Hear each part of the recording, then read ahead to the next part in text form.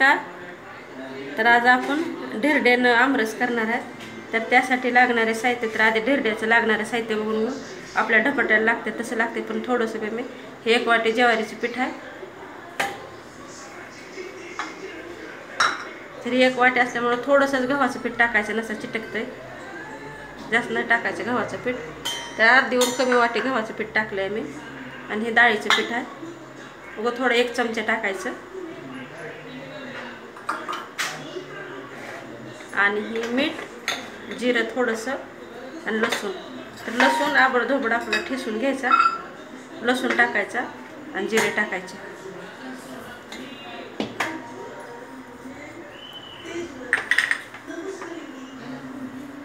छान लागते धिरडं रस खायला. तर हे आपले हे आंबे आहेत, छान आहे ते आंबे.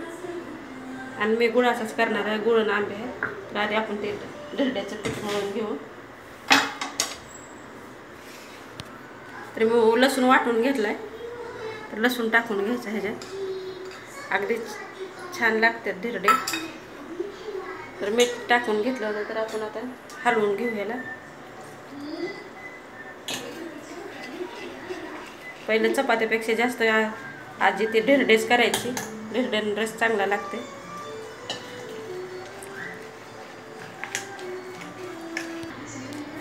तर मस्त असं मळून घ्यायचं, कालवून घ्यायचं पीठ. तर आणखीन पाणी लागेल, तर पातळच करायचं, म्हणजे आपले छान होतात धिरडे. असं पातळ ठेवायचं.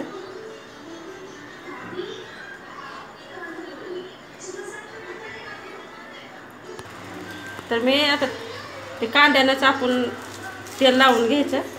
तर कांदा कट करून घ्यायले, म्हणजे छान लागते.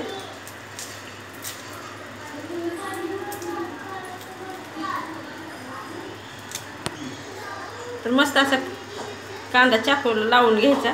आणि मी लोखंडी तवा तापवाय ठेवलं. तर तवा आपला छान तापला. काय करायचं, तेल कांद्याला असं पसरून घ्यायचं, म्हणजे चौकड्यात तेल लागते आपलं.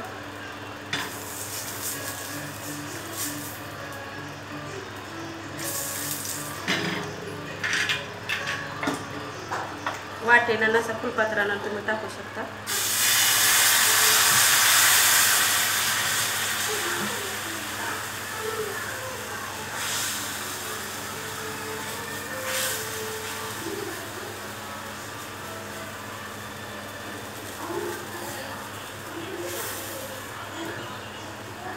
तेल टाकून घ्यायचं साईडनं.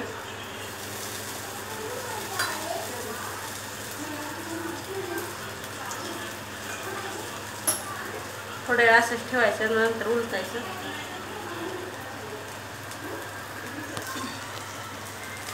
आपलं थोड्या वेळ असं ठेवलं होतं, छान आपलं असं खालून हे झालं.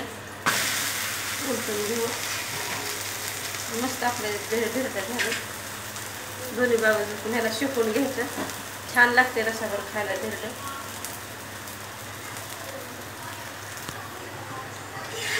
तर मस्त आपले खालून एकदम खरपूस भाजले धिरडं. तर ह्याला काढून घेऊ साईडला.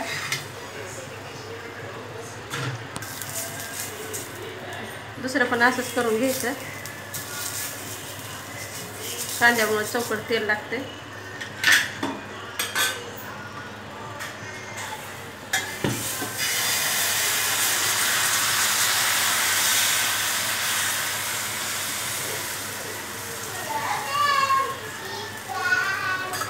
साईडला तेल सोडायचं.